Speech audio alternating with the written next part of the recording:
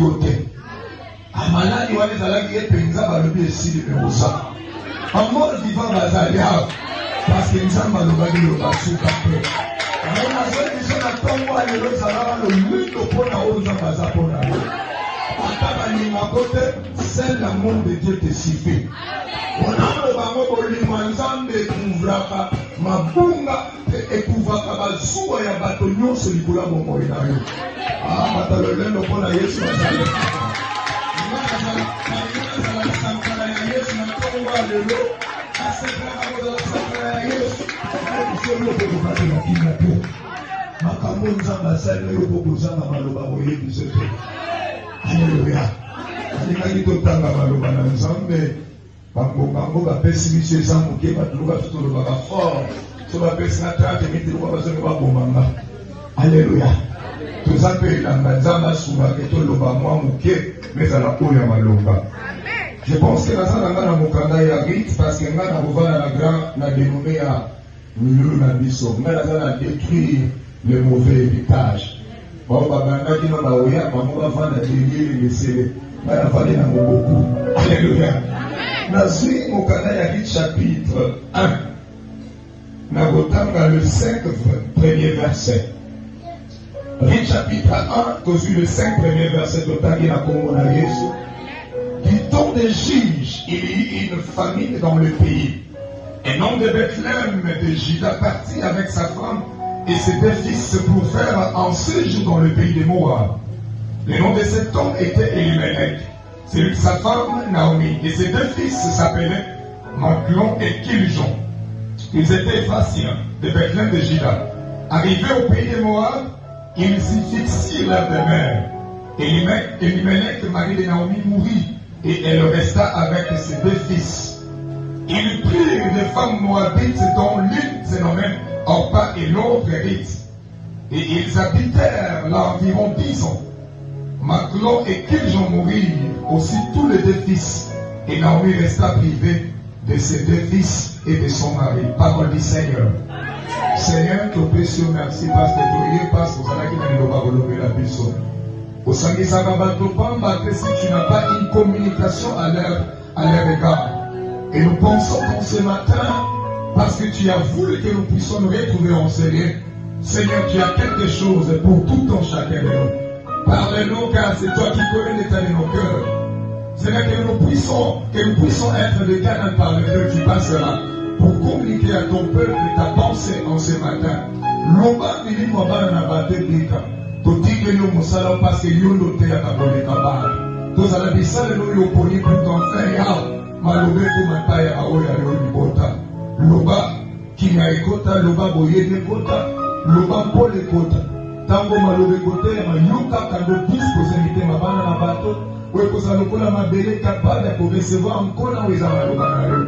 Tondini ete yondo koteya, tondini ete yondo koloba. Na kondima basanto tolobi amen. Amen. Oko comprendre ete ezalaka eloko oyo eyaka na libota meumelaka de génération en génération. Alléluia. En définition bato ya français bakoyebisa yo héritage eza oyo bato bazozwa par voie de succession. Moto moko azalaki tango alongwe bao batikali bazwi yango. Soki ezalaki mbongo ya tata na nsima liwa ya tata mbongo ezokoma ya bana. Soki mpe bana baleki babotaki bana okomona ete yango wana nde bazobenga héritage.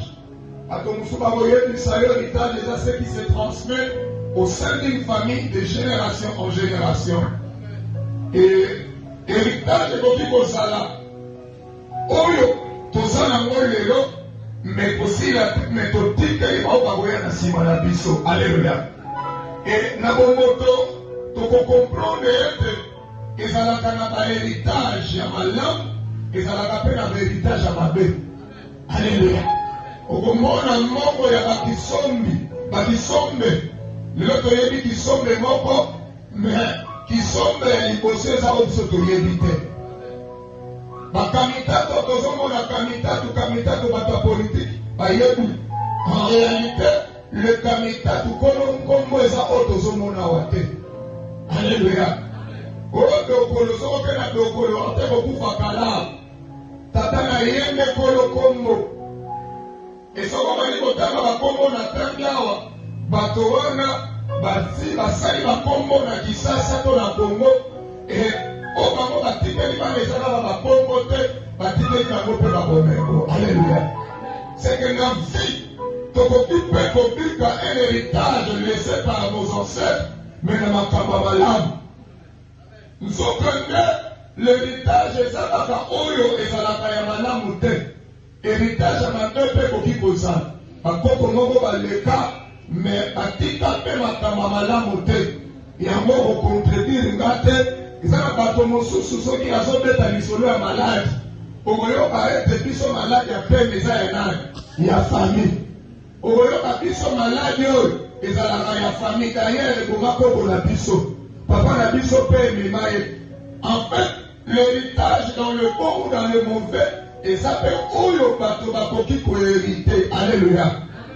C'est comme ça la lisolo oyo. Soko bali ko analyser lisolo ya Naomi pour comprendre ete.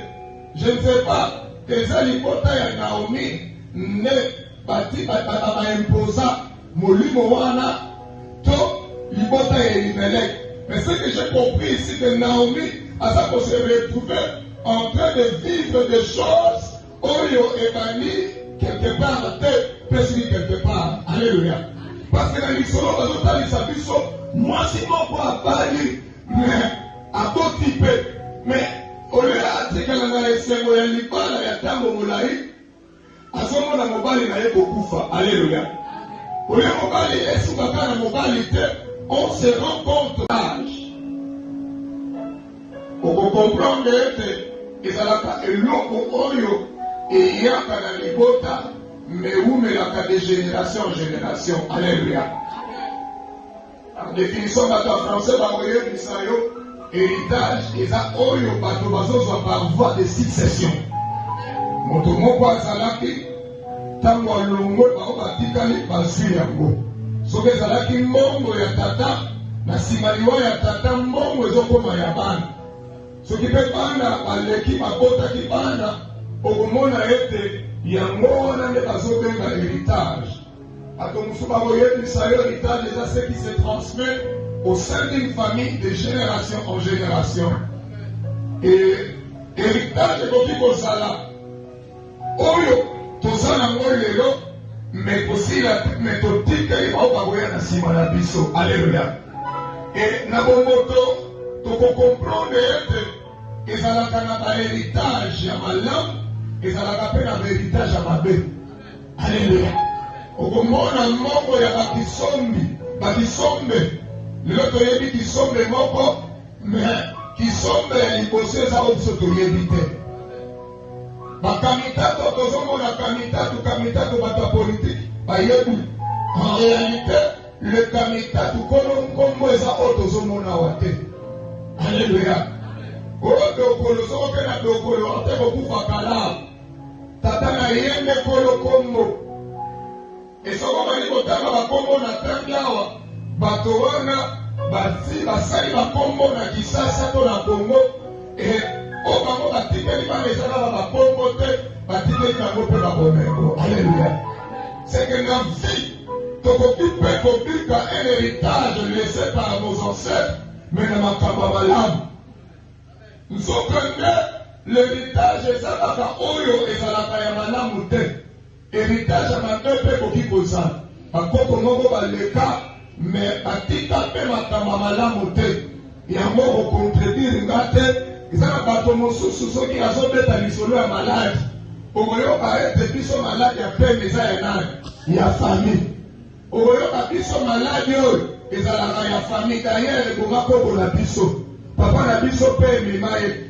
En fait, l'héritage dans le bon ou dans le mauvais, et ça fait oyo bato bakoki kohériter. Alléluia. C'est comme ça la lisolo oyo. Soko bali ko analyser lisolo ya Naomi pour comprendre ete. Je ne sais pas, eza libota ya Naomi ne bati ba imposa molimo wana to libota ya Elimelech. Mais ce que j'ai compris ici que Naomi a ça qu'on se retrouver en train de vivre des choses, Oyo et Bani, quelque part, peut-être quelque part. Alléluia. Parce que dans l'histoire, moi, c'est mon quoi Bali, mais à tout type, mais au lieu de ce que l'on a essayé, il y a des balles, il y a des balles, à ce moment-là, mon bal, il y a beaucoup de alléluia. Au lieu de mon bal, on se rend compte de l'ioté. Amalani wale zalaki epenza balobi esili memosa. En mort vivant bazalia parce que nzamba lobaki lobasuka pe. On a fait des gens à Congo à l'Érosalala le lutte pour la haute nzamba pour la haute. Atabani ma côté, seul l'amour de Dieu te suffit. On a le bango bolimo nzambe kuvraka mabunga ekuvaka bazuwa ya bato nyonso likula momo na yo. Ah batalolendo pour la Yesu bazali.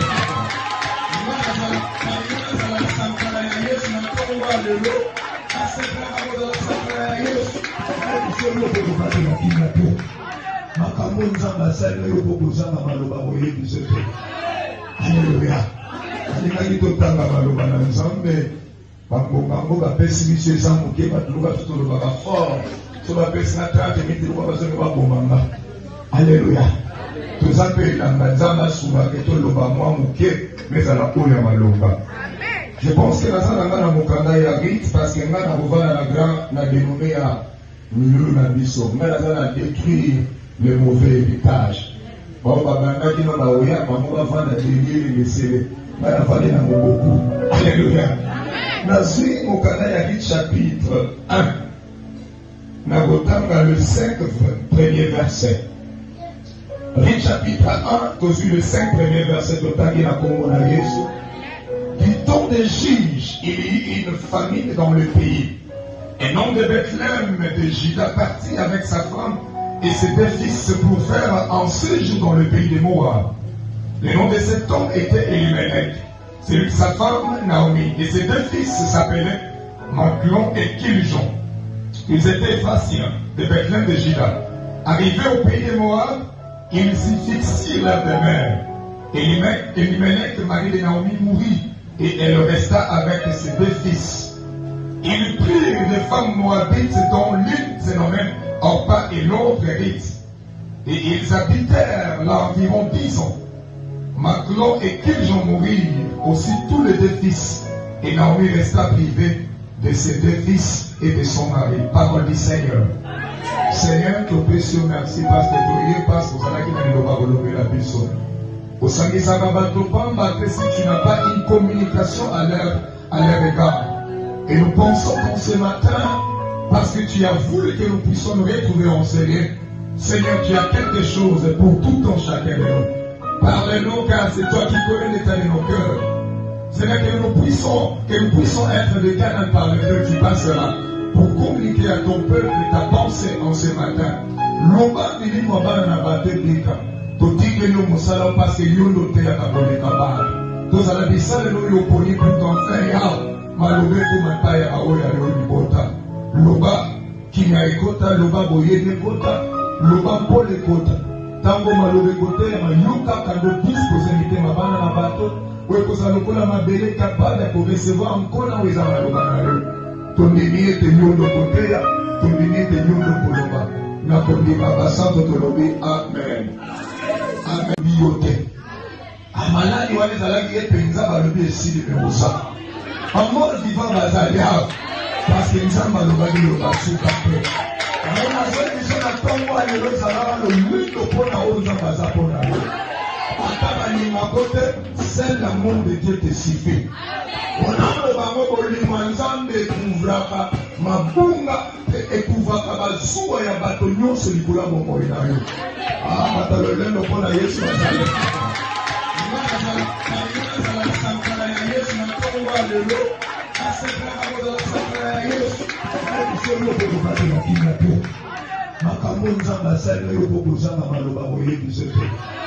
Alléluia.